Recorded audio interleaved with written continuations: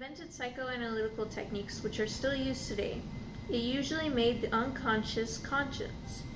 He relaxed the atmosphere so that the patients could feel comfortable. He would dim the lights and allow total relaxation to the point where unconscious may begin to emerge itself. He also dealt with free association, which was encouraging his patients to say anything or whatever is on their mind, even if he felt like it was foolish. He also dealt with word association, which is another one of his techniques. The patient was invited to say the first word that came to mind when he would say another word as a stimulus. He did a lot of projective testing, which was when he showed patients a series of images, usually abstract or ink blots. They are then invited to explain what they see or create a story based on the image.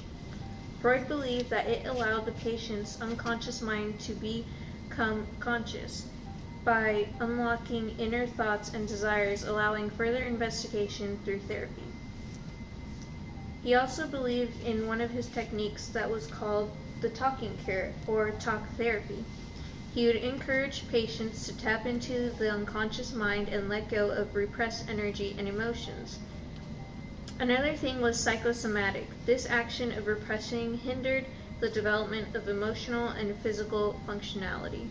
He also stated that psychoanalysis resistance was very important to the therapies. Falling asleep or changing the subject was a way in which the unconscious mind would express a certain idea was threatening. Freud also believed that therapists could gain insight from transference or projection of emotions onto the therapist himself or herself. He believed in parapraxis, which was termed Freudian slips, a client's slip of tongue. They would usually say something absurd, which he would believe would come deep within the unconscious mind. Catharsis was another word he termed, which was when a client had a sudden or sometimes dramatic outpouring of emotions. It was when a client could finally gain insight to their true problems within. Freud came up with several defense mechanisms that we still use till this day. Repression, when the unconscious mechanism employed by the ego to keep disturbing, threatening thoughts from becoming conscious. Denial, blocking external events from awareness. If some situation is too much to handle, the person refuses to experience it. Projection involves individuals attributing their own unacceptable thoughts, feelings, and motives to another person.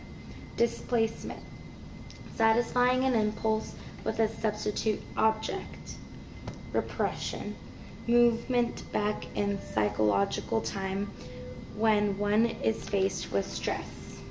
Sublimation, satisfying an impulse with a substitute object in a socially acceptable way. Sigmund Freud discovered the psyche, or the psychic apparatus, which includes the it, the ego, and superego, and the conscious, the preconscious, and unconscious.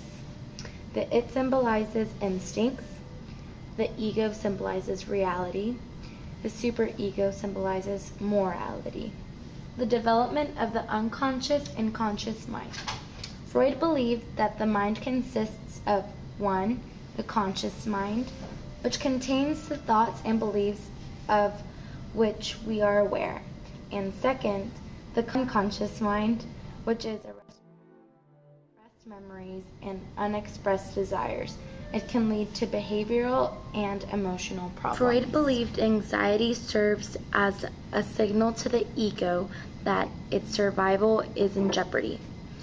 There's 3 different anxieties. First one being the realistic anxiety, which resembles fear.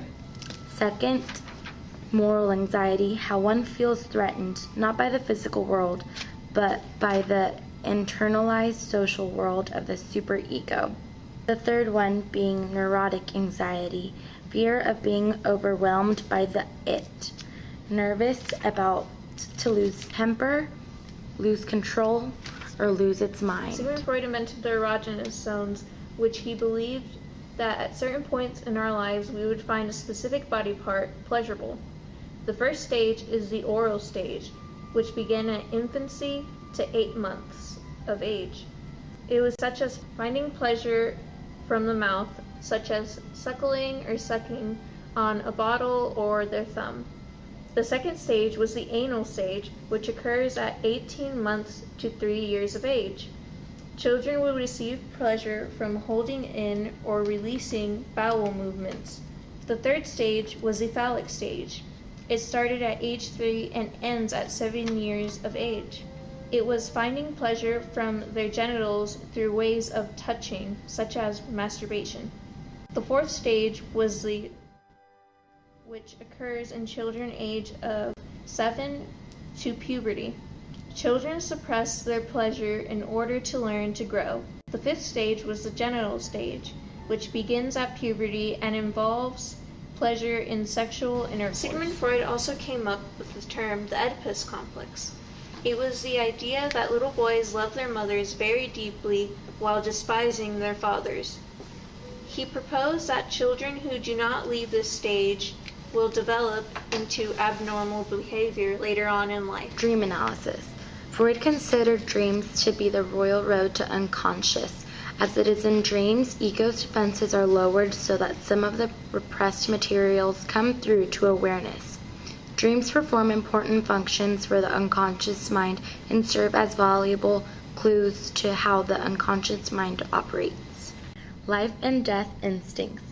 Freud saw human behavior motivated by instincts, which are neurological representations. Freud referred to them as life instincts. Life of the individual, motivating him or her to seek food or water. Life of species, motivating him or her to have sex. Motivational energy, libido, to desire, sexual drive. Under or beside life instincts laid death instincts. Every person has an unconscious wish to die. Death relieves the struggles of life.